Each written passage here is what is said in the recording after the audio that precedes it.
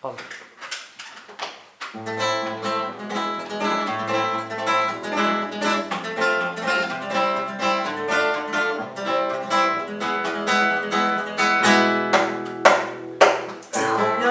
Λευκή κουκλίτσα πορσελάνινη που δεν ξέρει όμως να γελά.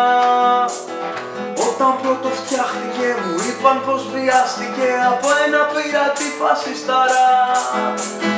Κι έτσι εγώ τον κάλεσα για ρούμι, τον προσκάλεσα, μα με τη δεύτερη γουλιά πάρ' τον κάτω. Μάλλον κατά λάθος έγινε το λάθος. Μαύρο γέννη πειρατή, δεν είσαι πια καμάτος. Του ύψους και του βάθους, το άρωμα του πάθους. Αγγελούδια κάμενα, εμπόδια αεροσκάφους.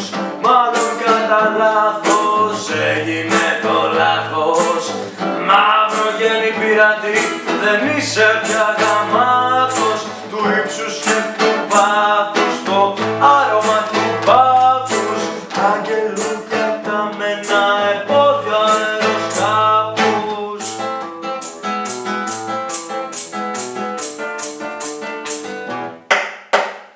Έχω και ένα γείτονα πολλόκρεμα ή διχρώμα σε τόνια στο μπαλκόνι.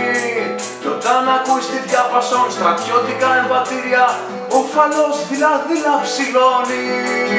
Κι έτσι εγώ τον κάλεσα για ρούμι, τον προσκάλεσα, μα με τη δεύτερη γουλιά πάρ' τον κάτω.